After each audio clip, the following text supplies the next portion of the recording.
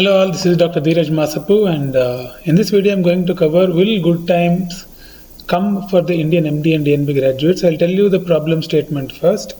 The Indian MD and DNB degrees are not widely recognized abroad. Okay, despite a very rigorous training and we're dealing very high patient loads and having good skills, and what I'm really worried is why Indian doctors are not getting equal recognition to countries like UK, USA, Canada, Australia.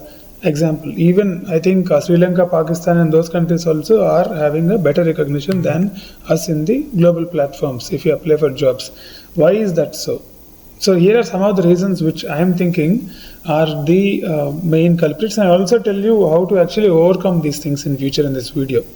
Okay, so number one reason is the lack of uniform standards in our education. India has almost like 650 medical colleges, and then what is happening is one center will have a very good excellent training and another center will have a very mediocre, and some center will have worse training. So what is happening is some students come out very bright and excellent, some students are not trained properly. So when from in a global perspective, when you see in USA, UK and Canada, all the students would come out in a same way because the curriculum is standard, the equipments are standard, the teachers are almost standard. Second important issue is the shorter residency duration. 3 years is not enough is what I, not my personal feeling. In many countries, 4 years is a residency program. In some UK and all, the training goes on for 6-7 years. Okay, so in USA it is 4 years of anesthesia residency. So when you are doing only 3 years of residency, they don't usually take it seriously. So this is another issue. So I think this is not in our control. So since ages, we've been coming with 3-year programs. Even in Canada, I think it is 4 to 5 year period. Okay, so this is about the duration. Shorter residency duration is a very serious issue. And third, the training. So our assessment is mainly final exam, and then after that you will have an theory and practical. But in all these developed countries, the training is mostly based on competency-based milestones. So competency-based training would be there, and OSCEs would be there, workplace-based assessments would be there, and supervised training logs, and these kind of assessments are there. So when all these countries are following such kind of training patterns, we are following a total olden method is what I feel. So that is another reason we are not taken seriously in other countries. And the next important reason is inadequate research and publications. So the research that we are doing are not considered serious in other countries because people doubt our data collection. Whether we are putting real numbers or fake numbers is what people are really concerned about. So I request all of you to actually collect the data seriously, and not only collection of data, the concept, the methodology, and the think big in the research, multicentric, all these things are not there because we do some comparison in brachial plexus block between two medicines even now. And that is the research we are doing. I'm not telling in all the centers, but most of the centers. Okay, we have to come out of this mindset and do bigger. I'll tell you about how to actually come out of all these things in the later part of video. And global exposure is not there. We never go for observerships. We don't go to other countries for conferences. We don't go for international things. So that is the place where you have to invest your money.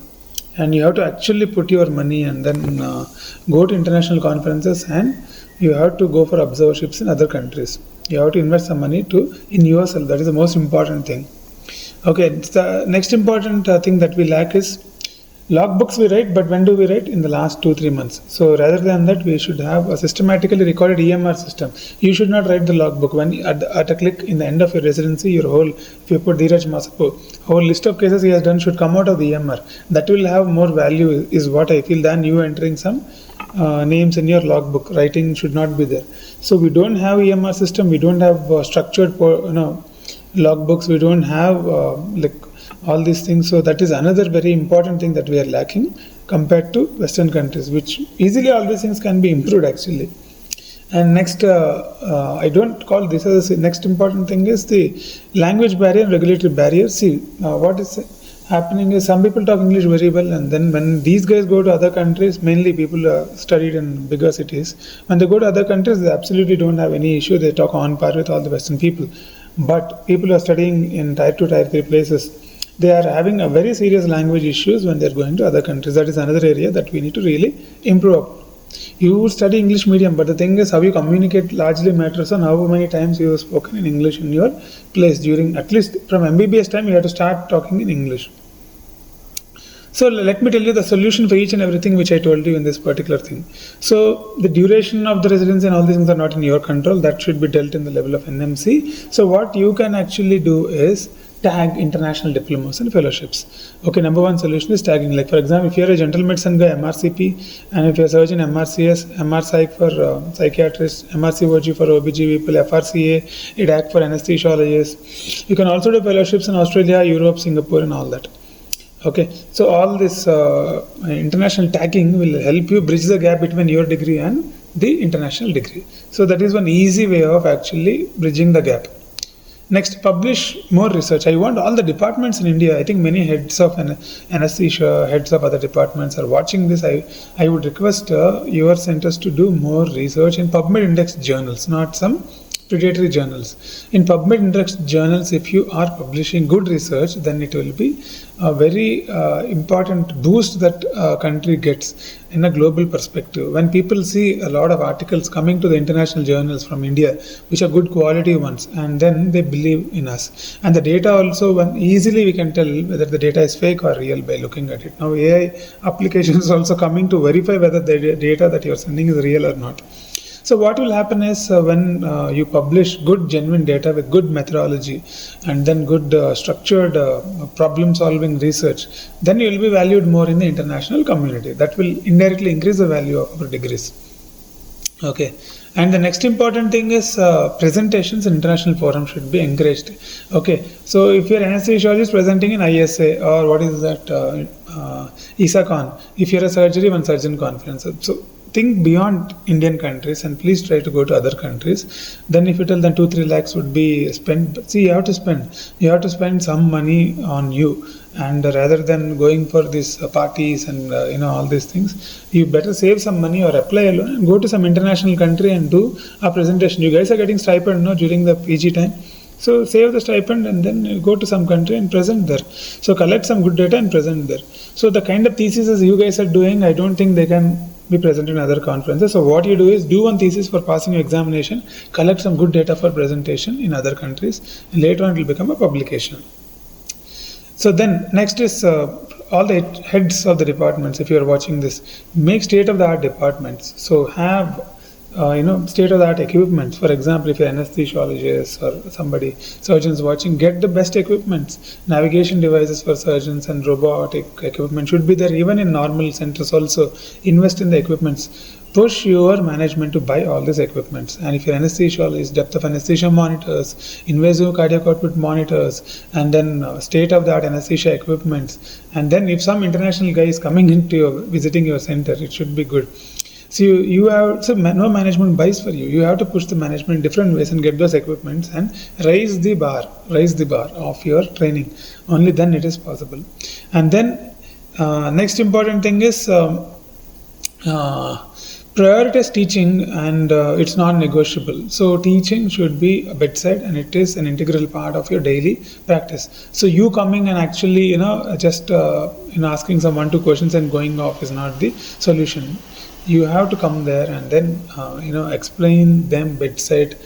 Some part you have to explain them and give some kind of work to them, some article or something that they have to go and find and send to you in WhatsApp, and then again review that, again next day discussion. So this kind of you have to spend some time with the people and then do, not asking some 1-2 questions and just leaving the place wouldn't actually help.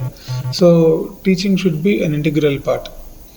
And from all the doctors, I think, should leverage social media and collaborating with international researchers in LinkedIn. You can easily do that and plan multi-centric trials with them. And then all the global people would think that we are on par. And then here, many Indian doctors who are would be telling, why should they recognize us? And we can only it is not about, if the whole world recognizes us, then it will help our students to actually, get into better positions there. Then any Middle East or any country they go, our tires will increase there. So it is our responsibility to get ourselves recognized in the international platforms. And then medical tourism is another area what Indians are claiming that they're improving. Okay, so the only reason you guys we are improving is because of the budget. So we are doing the same surgery at a lesser price. Correct. Low cost surgeries is what your tries are actually projecting. But what I really feel is we have to show our success stories. We have to tell them that our results are on par with international studies. So do more audits or studies in your hospitals and show to the world that we are on par with them, and then charge. You also charge on par with them. So rather than projecting that we are low cost surgery country, project that we will do moderately reasonable pricing, but our results are on par with them. That is the level we have to achieve, is what I feel. Okay. And please, if you are a student watching, then request your management, request your hospital to have electronic medical recording system, digitally document all the cases there. At the end of your course, with a click, your logbook should come. Or you please document all your cases and then CME activities and everything properly. Okay. And then what I feel is rather than we going to observe ships, we should get our country and our institutes to a level where people from other countries are actually coming to us. That is happening in many big corporate hospitals. People from other countries actually come to us. They work with us to see what we are doing. But that should happen in Tier 2 medical college also. That should happen in Tier 3 medical college also. To that standard we have to come. Only then we will get a global recognition. And then aligning with global curriculums. Time has come that we have to align with international frameworks like GMC GMC standards and ACGME standards, and the CanMEDS, that's the Canada thing. So all these standards we should align with them. Our curriculum should be changed according to their curriculums, and then only then we can get our thing. And the 3 to 4 year conversion also is a good option if somebody from NMC is watching this, and that also gets our Indian MD and DNB degrees more valuable in the international forums. So now why I'm doing this video is basically Indian degree is not inferior. Like we're doing a lot of cases, we are actually very skilled people, but the thing is, because of all these small things, we are not being valued, is what is being my worry actually. That is why I did this video. So thank you guys for following the video till now. And I feel you should, if you come to this part of the video, you subscribe to the channel and share this video so that it reaches higher authorities, and then these changes might be implemented. Not only that, I feel that it is your responsibility, if you are a teacher or a head of a department, to get all these kind of changes in your institute. Thank you very much.